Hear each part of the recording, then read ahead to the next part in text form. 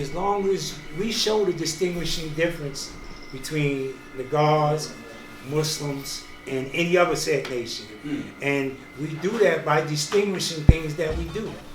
And what, you know, our flag, it's like the God just mentioned about our universal flag. That belongs to the nation of gods and earth. Those that everybody discarded or didn't bear witness to.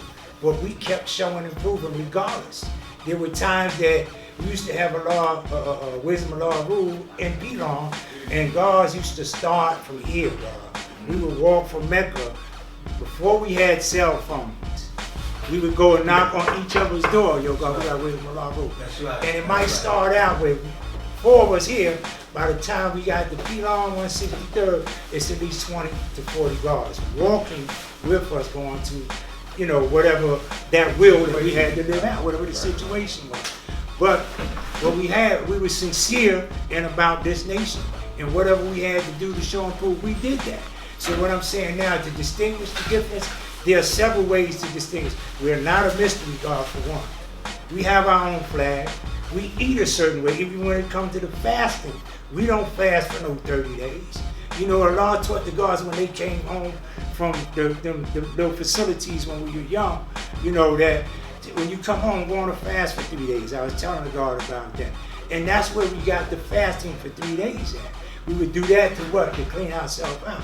Even some of these brothers that come in our nation in this day and time, you ask them, did they ever fast? Oh, what's that?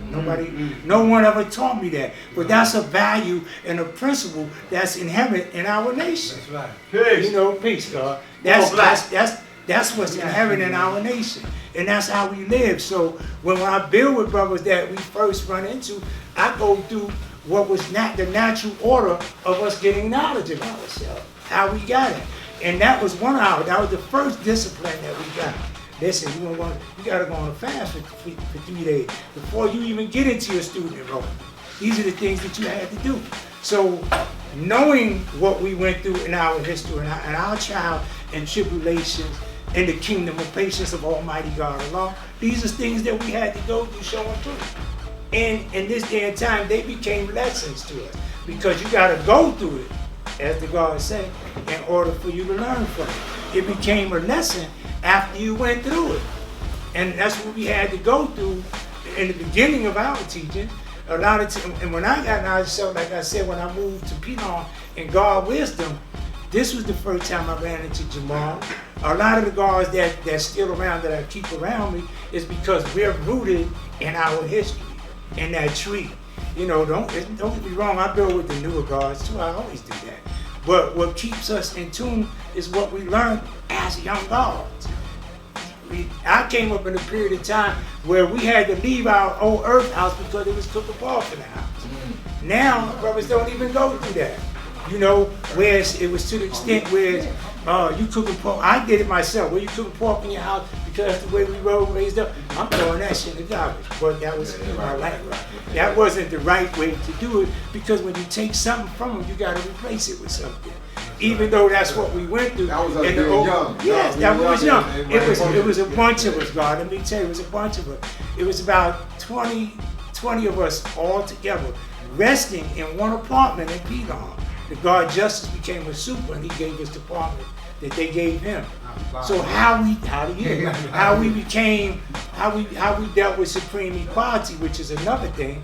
A lot of brothers in this nation don't know how to deal with that. Supreme equality became when I had 2 shirts and Born Black had 2 pair of pants and 1 sneaker, but he wanted to wear one of my shirts. I said, "Okay, go ahead, you take that, you wear it, you know, and when you just clean it when you finish." We didn't have very much. My little matchbox, I might have 2 pair of pants and 1 pair of sneakers. I couldn't wear his because he had 13s when he was young. But, you know, just an example of supreme equality.